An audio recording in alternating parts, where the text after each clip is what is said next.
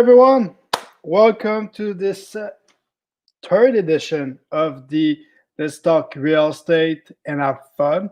My name is Mathieu Bourgouin. I'll be the host for tonight. I do have Glen Sutherland who's coming on the show tonight. We have Marc Younger as well, which is a he's a real estate agent in Florida, and we do have Mathieu Laquerre. Always late again, but yeah. So let's bring people in. There we go. Hi guys, how's it going? It's going good. All right. And we have Mathieu Laquerre. Just jump in. There you go. What's going on? Perfect. So just to let you know, guys, if you like to comment tonight during the show, you can do it in the comment on YouTube or on the Facebook platform that you do. I'll bring them to the front so the speaker can answer your call after. Don't hesitate. Sharing is caring, and we want to give as much information as possible to everyone. So it's really good information, and it's free, which is freaking good. Awesome. Yeah. So everyone got his drink. I got my little gin tonic tonight. Oh, so you guys are ahead of me. I know Mathieu got his beer. There you go. There we go. And Glen's coming with maybe a 6-pack of Mouzet or something like that. Oh, yeah, seriously. New one. I gotta get a drink. Where's your beer, Marc? I was gonna get the wife to get me one, but I think I'm gonna get one myself. Right back. Might be good. So on tonight's show, we have Glen's gonna talk about one of his deals, right, Glen? Kind of, yeah. I was sitting there thinking about how I was gonna do this, and then I decided instead of talking about my deals, because I was like, I want to get one of my best deals and one of my worst deals, and I'm like, let's just talk about all the lessons from all the bad deals. Okay, that's good. Any value is good. Yeah. I like it. Yeah. What about Mathieu's? It's coming after, and it does have a real estate event live, COVID proof. So you're not gonna get sick with that event. You might just get the real estate flu, and that's it. So Mathieu's going to talk about the event. It's coming this weekend, I think, right, Mathieu? Yeah, it's on Saturday. If you guys want more information, you guys can go check out the website. It's called whiteinvestinphilly.com.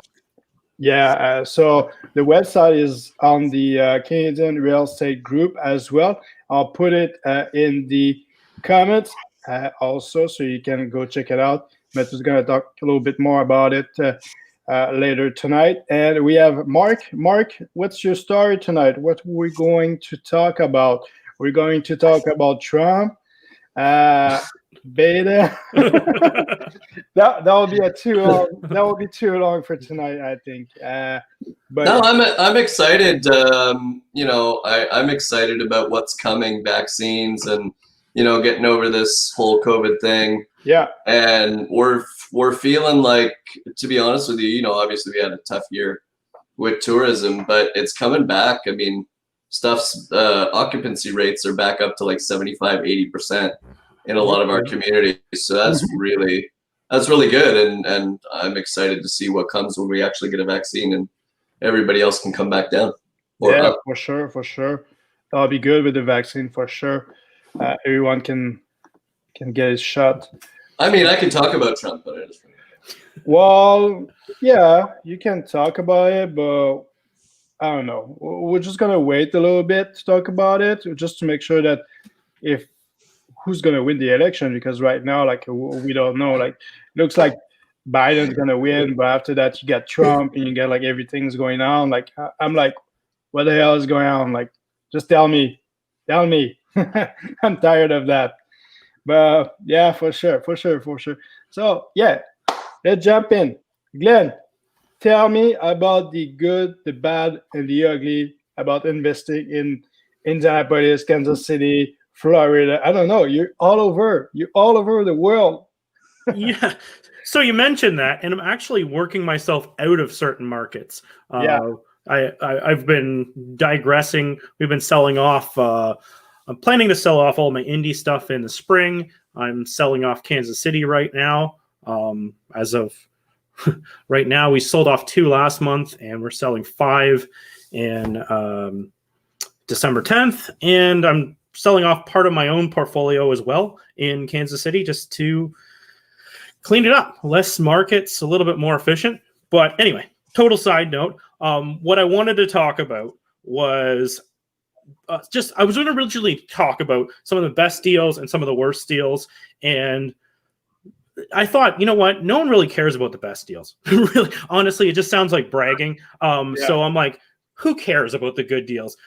There's lots of home runs that happen, but let's talk about some of the things that have happened and some things that I've learned from, and things that maybe someone can take away from this and not do the same thing.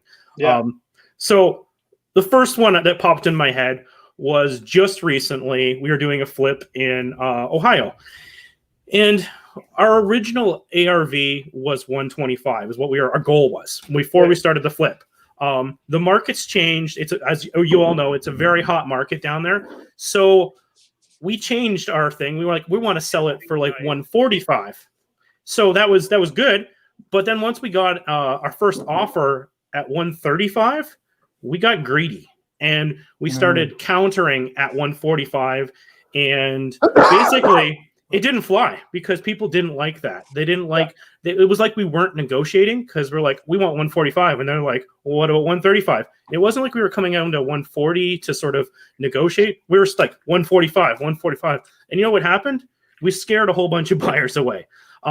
And you'll see that this is actually a common thing. I have several problems with greed that you get stuck on these high numbers and it actually pulls you back a lot. Yeah. So the second one, I just did another flip just down the road, and it finished 3 weeks later than that flip. And the same thing happened, almost same numbers. And we were like, okay, the first offer came in 10 under. We countered at 5 above what they offered us. And we came to an agreement. We're going to close in a couple weeks. The world is easy. But over that $5,000, we're now going to have our house on the market for an extra month.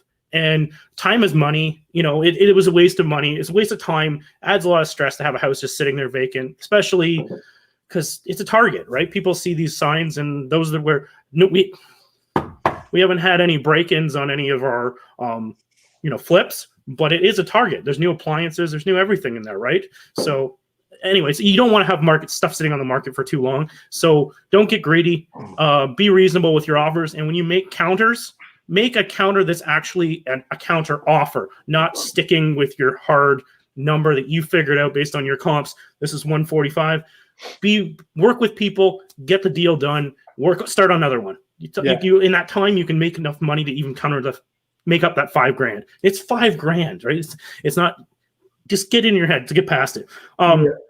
So that's the first one that came in my head. The next one was we bought a duplex in Indy probably 2 years ago. And it was a problem after problem that just kept getting stacked. And how does this start? First off, we put an offer on a property, and the property, what happened was our contractor said during our due diligence, they wouldn't renovate it. So we're like, okay, we're walking away. But then they had us in our money was hard, right? So our deposit was hard. It was I think it was a $3,000 or $4,000 earnest money deposit that we put down. And so they're like, your money's gone, but if you can go into a different property with the same wholesaler within the next 2 weeks, we'll let you keep your earnest money. So first of all, if I look back, we should have just let it go. Keep looking to try and find it, but we rushed into a deal we shouldn't have taken, right? We didn't have time to get proper renovation quotes. We didn't have time to get proper a realtor to run comps for us. And so we were using Zillow and bad bad spots to Yeah. pull your comps from, right? It is. And yeah, so anyway, it turned into that whole thing. We ended up buying a property that we thought the ARV would be 125, which was actually 110. Not killer numbers to destroy you, but it wasn't what we thought we had, right? We bought it wrong on the start. So we made rush decisions. And then the next problem we had is we took over a property that had tenants in it, right? And this is also a good note. When you close a property that has tenants, don't close on the first. We closed on the first. So you know what's obviously happened. The tenants say they paid the previous owner. Yeah. Previous owner said we didn't get the money. It turns into this whole thing. Close in the middle of the month if you have a property with tenants. That's another good tip. So And anyway, at the closing, you get the money from the day after too, which is good too. So that can like be free money, like really easy earned without stress.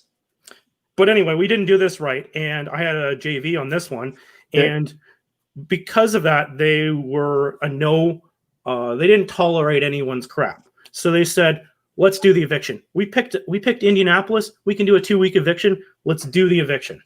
So we did the eviction, and do you know what they did? They trashed the property on the way out. Oh, those bastards. Yeah, and so and when you think about it, my suggestion was that we should have just said, let bygones be bygones, let's start fresh next month. But instead, now we were planning on doing the renovation slowly with the rent that came in, because it was tenanted, it was running, but it needed a new roof, it needed new siding, it needed stuff, right? We were going to slowly do it with the cash flow. But instead, we're now at a point where it was the opposite. We had a trash property and we had no tenants paying any rent, and the whole plan went right out the window. So you can take what you want out of that one, but that's not the way to do it. For sure. Another key point is like buy properties that are in bigger city. Like what I mean is like if you go to city that are like really, really small town, like to find like a contractor, to find a property manager, like you get one shot. You get like the A solution and that's it. If by example, like your contractor doesn't work, well, you're stuck. You don't have any other option. If you go to bigger city, at least you get like the option A, B, C, D.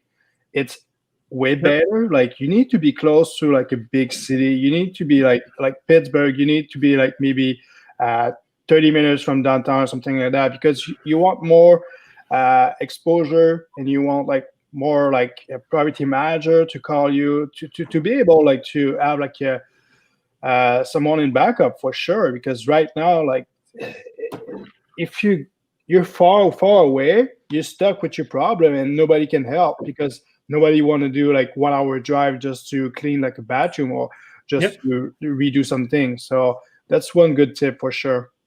Okay, I'll be really quick with the rest of them because I know I'm kind of dominating the airtime right now. No, it's good. It's good. So the next one we had is we had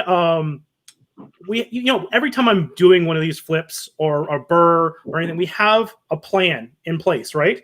And what happens is sometimes everyone always talks about appraisals that are bad and they ruin projects. We had a situation, we had an excellent appraisal, which ended up ruining expectations. So we originally thought the ARV would be a certain number. And then when we got the appraisal, we were like $60,000 higher than our ARV, which sounds amazing, but it was a bad appraisal. The appraisal was no good. They can go bad both ways. And I had a partner on it. And you know what? We're going to sell the property for higher than our original plan, but it's a failed plan because they're disappointed because they're expecting this ridiculous pie in the sky appraisal, even though we still did perform the plan before we started, but the appraisal killed expectations. So I think in the future, I have to like really, this is the comps I pulled and these are good comps, and this pie in the sky appraisal, I have to make sure that people know it's a pie in the sky appraisal because it wasn't sustainable, and it ruins relationships really because they think even though you did what you said you're going to do, it's still not what they're, it's a disappointment, right? You don't want disappointments. Last one I'm going to talk about is fire contractors fast. Whenever they're not performing the way you're supposed to be performing, fire them. The hard part, it sounds so easy to do, but when you're in the middle of a renovation, the hard part is if you're going to fire them, is to figure out how far through they are to pay them for what they've done. And it screws everything up. But if they're not a good contractor and they're not doing what they said they're going to do, it's going to just continue. And you're going to be out even farther than the little bit that they're probably going to skim off of you by firing them early. They're going to be like, oh, I've completed this, and you have to pay them for some extra stuff. But fire them early rather than later. And I strung along a crappy contractor for way too long, and I eventually did fire them, but I didn't do it as fast as you needed to do it. And it's hard. It's hard to do it. It sounds so easy. Yeah, just fire them. No, you have a lot of money tied up in this project. They are at this job site working, but they're just not doing it fast enough, or they are my last tip, do a litmus test when you're hiring a contractor. Ask them if they can count to 4, because I had a contractor on site and I asked them to count how many meters were on the fourplex, and they said 4, but there was 1. My God. But anyway. Wow. But like the contracting license, isn't it the same thing in Canada and in the US? For the Canadian folks are just like, what the fuck is going on with those guys? Like, to get like a contractor license in the United States, the beautiful America, I think it's just like a little test, and I think it's like can you count to 4? I think it's like 150. Something like that. So, but I get it. Yeah, I can see like the frustration of like everything in your voice. I'm pretty sure that happened to you like a couple of times. That happened to me too. Like a couple of times. Like no, I got a good story for you guys. Okay. I'm renovating like this property in Pittsburgh, and I choose the tiles. And I choose the carpet, and I get like this vinyl plank. It's a cheap property, so it's like $30,000 in McKeesport. Yep. And I was going for the vinyl tiles. No, it's actually the other one. 1703. Yeah, 1703. The murder arm. Whatever. The murder arm. So I called that lady. I said, like, I'll get the vinyl plank into the living room, and you can put the carpet upstairs. You can put like the rest, like the kitchen, like the floor was the same. And she sent me like 2 pictures. And on one picture, the living room does have a carpet on it, and on the other one, I see the vinyl plank. So I'm like, which one is the good one? And why there's like a carpet on in the living room? And she's like, oh gosh, I think they just put the vinyl plank, and after that they put the carpet on top. I'm like, what are you doing? Like, you just put like a new floor and you put like a carpet on it? Like, what's going on, guys? Like, did you talk to each other? Like, what the fuck? So yeah, that was the bad situation. And in that property, the guy shot his grandpa. So yeah, it's just regular day in the States for sure. But that's another story. So really good tips, Glen. Thanks. Glen does have a podcast show if you want to hear more about him. A Canadian investing in the USA. Yeah. So you can see him in the Amazon, I think. What's the Spotify? You got like iTunes, Google Play, Spotify, SoundCloud, Stitcher, YouTube. He's everywhere. Yeah. And all this show is also on the Facebook group. If you're not into the Facebook group, go do it right now. I mean, now.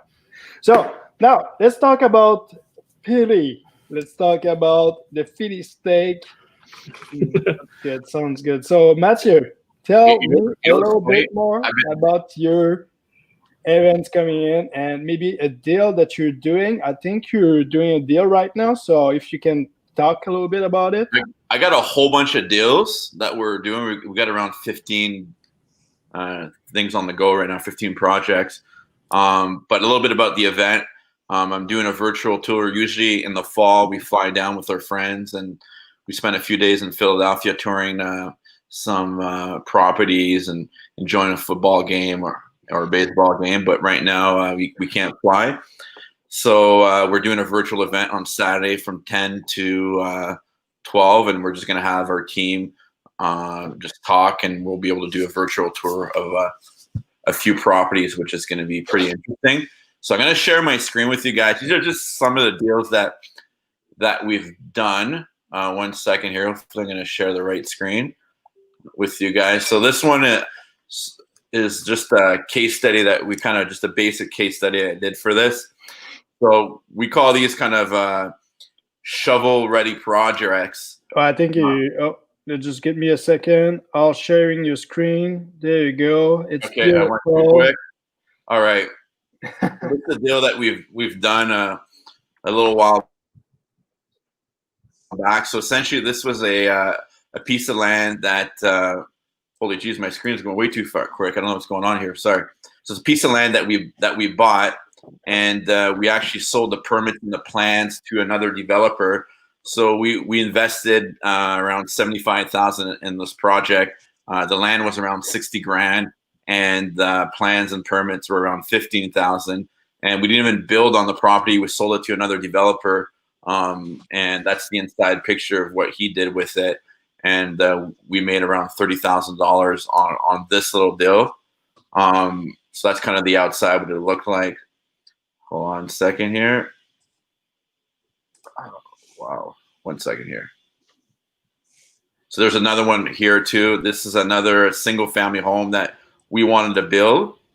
And sorry about the lag there, guys. Something's going on this with the stream. But this deal right here, we put in around, give or take, the same amount of money. If I can get the slides to stop going. I apologize for that. So we put in $75,000 on this one.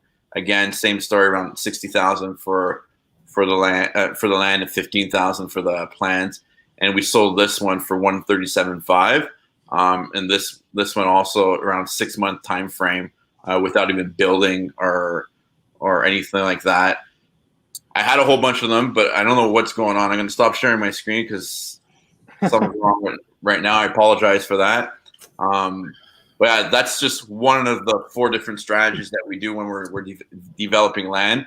But sometimes, you don't have to build, you don't have to really do much, and you can add value to somebody else on in the market. That's I can't talk tonight. Drink that beer.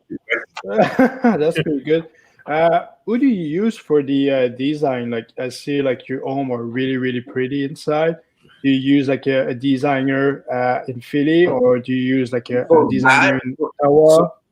So those pictures are actually pictures that I pulled off the MLS because we didn't build that property. So we didn't do it. But typically speaking, we'll use like a stager, we'll use a designer for the materials. But my team's pretty good at picking the materials and everything and so forth. So we don't. The odd time they'll use a designer, but we don't really. We don't spend the expense on that usually. We don't spend. Okay. That's good. And you use like a realtor to do that, or do you sell it by yourself, or do you do it after with the selling? So 95% of the properties that we sell, there's a realtor involved. We have a good network of realtors. A lot of the stuff that we sell does not even hit the MLS. It's already sold through the realtors, through the list of buyers that they have. We do have some stuff that we do put on the MLS, but the majority of the stuff is done through our network of real estate agents. That's pretty good. Pocket listing, guys. It's why you need to be in the goodwill of the real estate agent that you're talking with, so you can get like those like pretty nice deal, the pocket listing. So that's pretty good. How many deals that have you done like this year? I know like with the COVID, we're gonna be, hopefully we'll do around 12 to 15 transactions by the end of the year. That's pretty good. That's pretty good. Keeping busy. Matt, if you don't mind me asking, what are the 4 strategies you use, and why basically wholesale the property off rather than finish the project yourself? So look, so I'll give you an example. So like the first deal I showed you guys, if I would have built it, I would have made more money for sure, but I didn't have the exposure of building and selling. So at the end of the day, if you think about it, making 30 grand on 6.5, 7 months of your time doing nothing, well, not doing nothing, but just doing really nothing, it was an advantage for us. So we do shovel ready projects. We do quite a bit of that in Philly. We do rehabs like everybody else, HGTV style, but ours are from the ground up. It can be from the sewer lines to everything. There's majority of the time these properties, they need a full real gut. It's not a lipstick job. We do also what we call like a facelift. So essentially, I'll take the shell of a building, add an extra story to it, and maybe convert it to 6 unit, 4 units, and so forth, or do that. And then we'll also do land assembly. We'll build multi-unit buildings to doing some townhouse developments. So we do quite well with that stuff too. Especially on our rehabs right now. I'm actually surprised during COVID. There's a particular neighborhood that we're new to, and we created the highest comps in the neighborhood, and we've got another 4 properties that are going to go to market in that neighborhood in the next 3 weeks. So I'm excited to see how quick those are going to get absorbed. Like the ones that we sold a couple months ago, within 10 days we had them under market. So, but our target for those rehabs too, I find if you have them priced right, it's for first-time home buyers, and we've been quite successful at getting those things sold pretty quick. And for these like shovel-ready projects, compared to like a vacant land listing, how is it different? And like, how do people find it? Because is it the same section when you're searching the MLS? Just like for vacant land, it'll show up there. I guess you're doing pocket listings mostly. So look, we don't really, our team, my team on the ground doesn't really acquire anything on the MLS. Do they buy MLS? 100%. Yeah. But everything is done through the network of the wholesalers. So we've got around, I think there's 6 or 7 wholesalers that get deals every single day, and they just pick their cluster neighborhood. They know what neighborhoods we're active in, and the name of the game. What we're doing is we do cluster development, which is just buy as much land as you can in that neighborhood. And typically speaking, we try to hold on to the land before we start developing, because the next number is like, oh, they bought the land, they're going to redevelop it, so I want 10, 15 grand more for my property. So usually we'll wait till we have enough land under our belt, and then we'll start doing a little bit of land development, but we're still going to be in acquisition mode. But typically speaking, we'll hold the land sometimes for 6 to 10 months, and then create a better plan to strategize and redevelop these neighborhoods. So right now we do have a question. Japanese email, which is a funny name. She asks, or he asks, how to skip taxes when you're selling houses. So what's going on? Is that a dangerous question? I don't know if skipping taxes is the right word. Yeah. So there's, it's funny. We are actually in the process of creating a new vehicle for our investors with a product. I'm in negotiating right now with someone to set this up, but there is a way in the U.S. and in Canada to not pay taxes on some things if you convert it to a pension plan. So we're working on that. But at the end of the day, there's always going to be some taxes, no matter what. It's part of life. It's part of society. I'm all for, paying taxes, but, protecting my exposure. We have a different series of entities to pay less taxes and different structures. We just changed actually the way we're doing, like on short-term stuff. We just changed the way we get paid in our partnership with our developers now. We have less of a tax implication, and I'm actually excited about it because I'm going to make probably 3 to 5% more now a year, just the way our new structure is. And it's, when you're making $30,000 to $50,000 more a year, it's $30,000 to $50,000 more for the next deal. So it's pretty exciting. And that's a good point. Like, guys, don't go cheap on the tax guy, because the IRS is coming for you. There's like the IRS, the debt, and I think there's like something else that you can get away from. But like pay a lot more for a good tax guy, because at the end, that money is going to come back to your pocket for sure. Like if you go to court, you get like an attorney, and you get like a really bad attorney, the chance that you go to jail are way higher. So that's the same thing with the tax guy, like the fiscalist. Like and like to respond the government thing too. Like there's also like the cities that we operate in. There's a 10-year tax abatement on properties. So I'll give you an example. Around 5-6 years ago, you could have bought some land for $7,000 to $20,000 through the Land Bank of Philadelphia. So give you an example, if there's a piece of land that's worth around $7,000 7 years ago, you pay $97 of property tax a year on it, and then you can apply for a tax abatement. So if you put up a bill and that's worth around $400,000, your tax, they would appraise the property at just the land at around $110,000. So your new tax bill is $1,197 a year for the next 10 years, but you don't pay taxes on the building. So you got 10 years to kind of recover on the cash flow situation. There's also what they call opportunity zones too, which is a really good opportunity for us as Canadians, but you need to be structured properly for you to take advantage of this too. So if you hold the property up to 10 years, you can get you don't pay tax on your capital gains in the US if you hold it up to 10 years,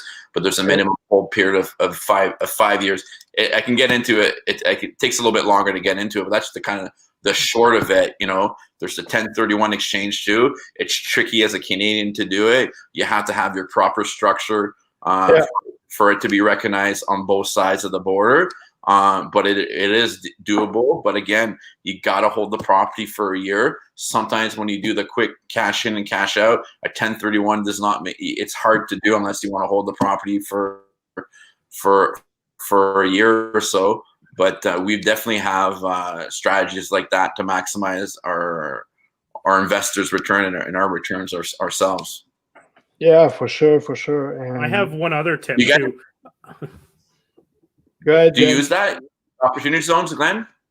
No, I haven't dabbled in that one yet. But what I was going to say is fun and the great pockets of money from selling or assigning contracts are. The best tax advantage you're going to have is by doing refinances, because it's not a taxable event, and keeping the property and putting a mortgage on it and writing the mortgage off is going to get you the most tax deductions when you do your taxes. Yeah, super simple, but yeah. Well, that's a good question, and you can always ask them during the weekend with Mathieu. Got lots of knowledge, so it will be really, really good, guys. It's a free event. You can have access to Mathieu and all his team and everything. You can like understand like what's going on in the US, why it's a good place to invest if you live in Montreal, Toronto, Vancouver, or even like Regina. There's opportunity in down. You just need to know how to work your way around to make money, and there's like plenty of money over there for sure. So now we have Marc Younger, which is the best new realtor in Florida. So, I like it. good. That's good. That's good. So yeah, like Mark was former. Well, he's still a Canadian, but he was formerly in the winter states, the winter Quebec. You can say Quebec. It's a Quebec. Quebec is the same thing. So yeah. So Marc Younger moved, I think, a year ago, 2 years ago. 4 years ago now, my friend. 4 years ago. I miss you. I miss you so much. I know. That's really went fast. Huh? I know. 4 years ago? 4 years ago. Shit. That's Yeah. a long time. That's a long time. So yeah, talk a little bit about you. Talk a little bit about the what you're doing in Orlando. Why it's a good place to invest for people that the snowbirds. Maybe a Sure. quick difference between Fort Lauderdale and Orlando. I have like so many people ask me about like this difference that Okay. might be good like to answer. So you get the show now. Yay. All right. Can you share my screen after? Yeah, you just need like to go and click on share screen. So after that, I can Okay. share your screen. All right. Yeah, so essentially I moved down from Montreal. I got a visa, an E2 visa. And now essentially I am on an H1B visa. And I just moved down. I was tired of the cold.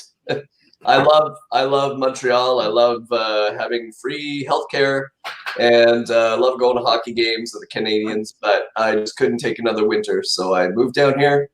And we love it. We came down to Disney 1 year or Universal, and had a lot of fun with the kids. And I've got 2 9-year-old twins. They just turned 9, and we just had a blast. And I said, I want to live where I can enjoy my kids and be outside all year round, rather than 4 or 5 months of the year. So I've been working with investors that want to invest here, and COVID made it a rough year for some people, but for people now that want to take advantage of that, that there's lower prices. There's some great deals out here because a lot of people from Brazil, Venezuela, and all that, they can't come down anymore to use their properties. So they're just selling them. They're I wouldn't say a fire sale, but they're definitely giving them at pretty big discounts from what you used to have to pay for them. So to share my screen, all right, give me a second, share my screen, give you an example of one that we're doing right now that I'm really excited about. I just went to see it. Can you guys see my screen now? Yeah, I can see your screen. One on your That's email. a beautiful home. That's my next property. Yeah, so this house is in a community called Solterra that is 15 minutes from Disney. I absolutely love this one. So I'll give you a couple of pictures to show you. So guys, how much do you think this property would cost? 300,000. Oh yeah, okay. 6 million. No, that was 49, right? On that one, I forget. How much? Was 450 or 49? Because you emailed me that one. Yeah, exactly. So it's actually they're asking 463,770. Okay. Now it's not done yet, so I can't get too advanced into it. But needless to say, we're chopping a bit off that. And this property last year did $75,000 of revenue. So as an Airbnb, is that how you're? Yeah, you're doing short-term rentals, Airbnb, VRBO, HomeAway, and they have like Canada Stays and a bunch of different sites. Yeah. So last year it did 75. This year it did less, obviously with COVID, but everything is picking up steam here. We're back up to 75, 80%. I mean, we were at 30% when in the crux of COVID because nobody could fly here. Nobody wanted a vacation here. And what happened is all the Americans started taking over. Disneyland is not open. There's nowhere else. Well, there's other places, but I mean, there's only one Disney World, right? So Americans have started coming here in droves, either flying or driving. and we're back up to 75, 80% occupancy. So, you know, basically, you can put down 20% as a Canadian. I use Desjardins, TD, and RBC, and you can basically put down 80 some odd thousand, 85,000, 90,000, get this property. And, you know, you got 75,000 of revenue coming in. Next year, they're already booked for $50,000 worth of property. I just saw their property management numbers. So my client will only have to basically book another 25K to match what they did in 2019.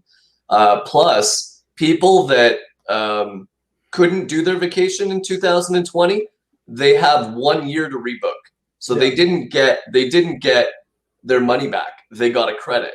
So now they basically, you're guaranteed to have you know, all those people come back in January to March of this year, or this coming year, 2021. They're all going to rebook so that they don't lose their $3,000-$4,000 vacation.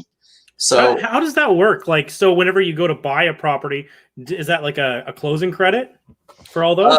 No, you basically keep the bookings. So if they're with ABC Property Manager, and you agree to stay with ABC Property Manager for that period of time. So if they're booked 3 months in advance and they're booked three out of every 4 weeks, you just get to keep all of those bookings. I understand. It's just being held in an escrow account, just like a security deposit. Yeah. Correct. Yeah. Okay. So I mean, it's great for them. They've got some guaranteed money coming in the next year, and then, you know, I can switch them property managers after that. I actually got a deal. Most property managers charge 20% on their bookings. So whatever they book, they'll charge 20%. I got one now that's doing 15. So I save my clients 5%. That's another good reason to use me. And I do a ton of research. I mean, I provide so much numbers. I bore people to death sometimes, but I'd rather they get a good property with a good investment, with good numbers. And then we do theming as well. So we've got people that do Anna and Elsa rooms. We got people that will get you wholesale arcade games so that you can put them in your property and make it like pop and make everybody want to rent it. That's pretty sick, for sure. I saw like one of the property that you sold that was like a Star Wars theme or something like that. Yeah, exactly. So that's what people like. I mean, they're coming to Disney, so they want to see Moana in the rooms. We've got artists that now what they do is in the kids' rooms. In the kids' rooms is they'll put a laser 3D thing on the wall. I'm just trying to find an upstairs room here to give you an example. So, like, let's say this one here. So they would either choose this wall at the back or this wall on the side, probably this back wall here, and they would project on that wall a whole like Marvel Universe theme or something like that, whatever you want. And then the artist will actually come and paint everything painstakingly and, you know, have it exactly like it looks. So instead of having a cheap wallpaper, you've actually got a mural up there. And that really kills. Like, people love that stuff. And then it's all about the game room too, right? You want to have like the coolest stuff in the game rooms. You want to have like big screen TVs with Mario Kart or with whatever, you know, PS5 and Xbox. Yeah, 7,000, whatever they're up to now. You're selling a journey. That's what going to differentiate you between like the property A and the property B. Like you got a game room, like people are excited about it. They just want to remember like their trip to Disney World. I thought Disney World was open again. So it is. Yeah, it is. It's they're limiting capacity to about 50 to 60% right now. But did they raise the price? No, everything stayed about the same. They are not renewing annual pass holders right now, so they're putting the priority on vacationers. Okay. So that's really good because obviously they make more money from vacationers than they do annual pass holders. But that's what they're doing right now. I mean, I'm a universal pass holder right now, and we can still go anytime we want. We just wear our masks. But they've got a lot of social distancing stuff, as I'm sure you guys have up in Montreal, you know, where when people are getting together, they got 6 feet between them when they're queuing in line. Not in No? Montreal. We hug each other. We're okay. Quebec. We want to hug which each is other. which is why your numbers are up to 1,400 a day, I heard. Don't start me on that. But yeah, everyone wear mask. I think it's part of the process and everything. Yeah, But, down here too, they're very, very strict at Disney because they do not want an outbreak. So they're very, very strict. And yeah, for sure. And what's the situation right now? Like, I know we're talking about real estate, but like, what's the situation? I don't know, in the grocery store. Like, did it elevate the measure? Because everything that I know from Florida right now with the press and everything is like, old people are playing golf and they're just like, well, I'm still playing golf. I don't care. I'm not. Well, I mean, golf is one of those things that the golf courses stayed open because it's kind of a solo activity. Yeah. Although, I mean, you could do it in a foursome, but it's generally, you know, a lot of people will book their tee time, they'll get in their golf cart, they're alone. So it's not a super spreader event, you know? Mm-hmm. You know, like going to a hockey game or especially hockey right now, you know, you're sweaty, you're bumping up against guys. And you're breathing on them. That's a very, you know, super spreader type event. But with, you know, theme parks and then golf and all that, it's still totally fine. I mean, I live where we have a golf course here. Okay. And they didn't close it down at all. They just took precautions.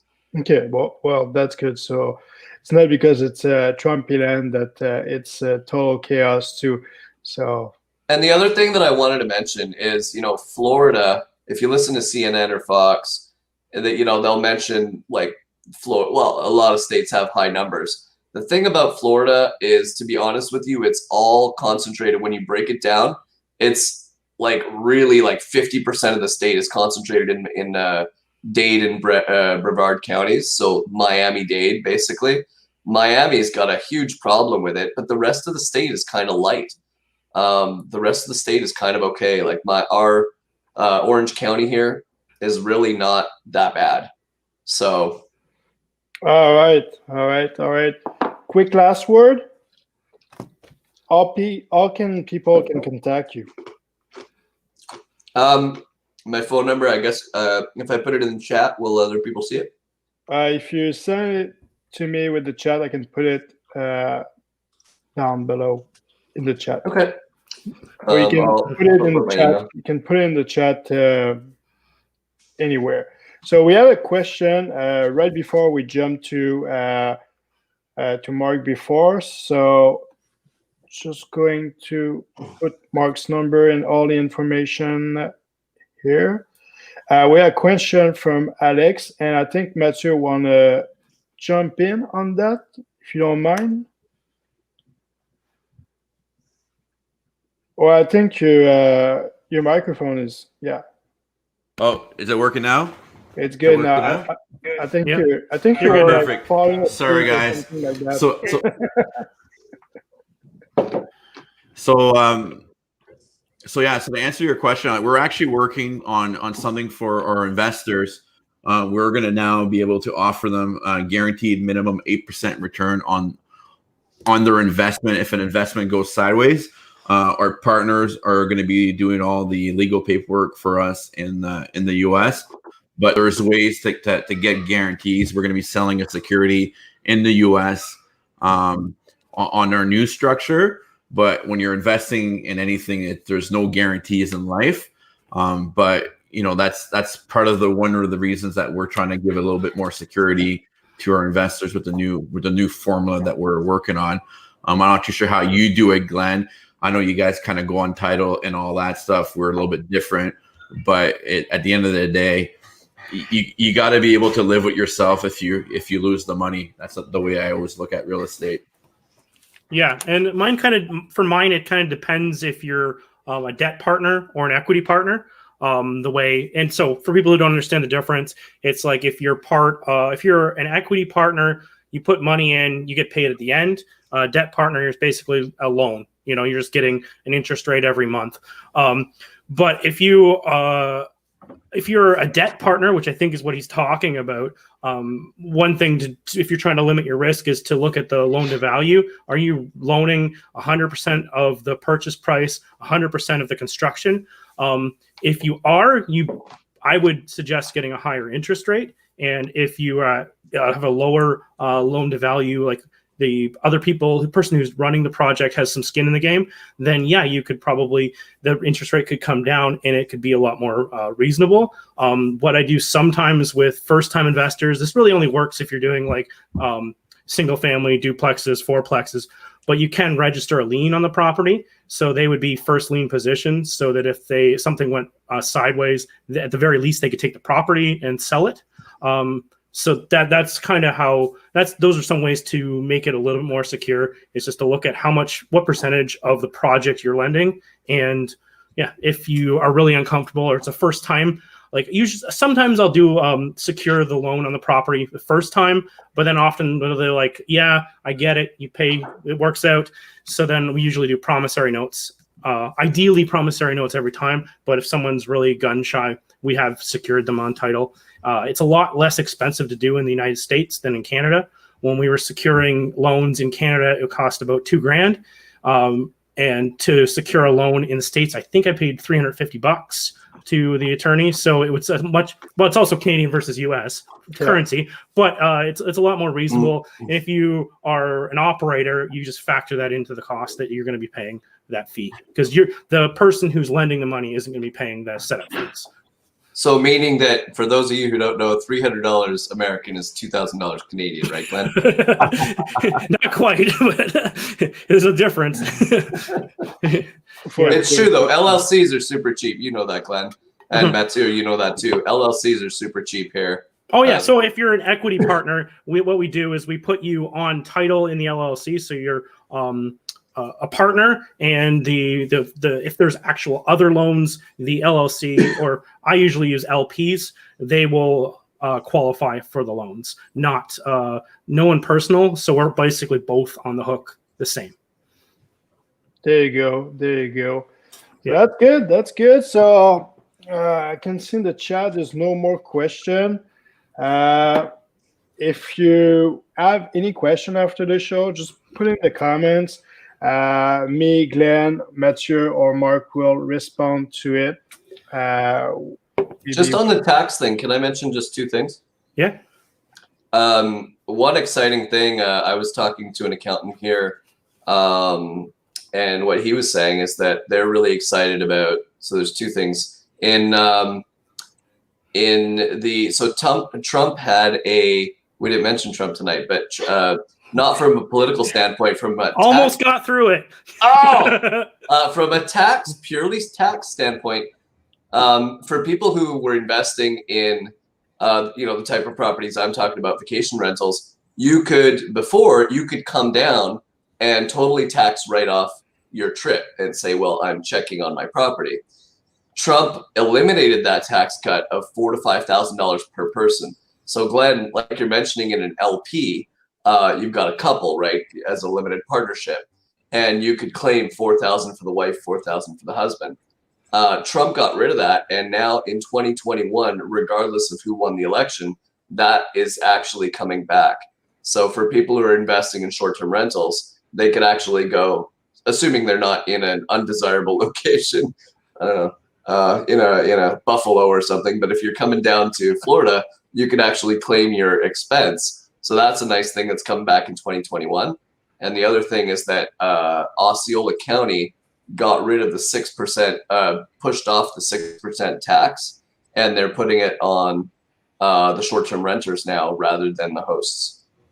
So that's pretty good. Good information for sure. So, all right, guys, thanks for tonight. It was a good show. We learned a lot. Next month, we'll do another one, and we need another speaker. So anyone that you know that should fit in the show, let us know. You can just send me a DM on Instagram. You can send me a message on Facebook or YouTube or whatever platform you can find me, Mathieu Bourgouin. Really easy. and we'll put it on the show. So we just need we want to add new people. So maybe a realtor. If you're maybe a superstar in the US and you want to maybe do a quick chat with us, let us know in the comments.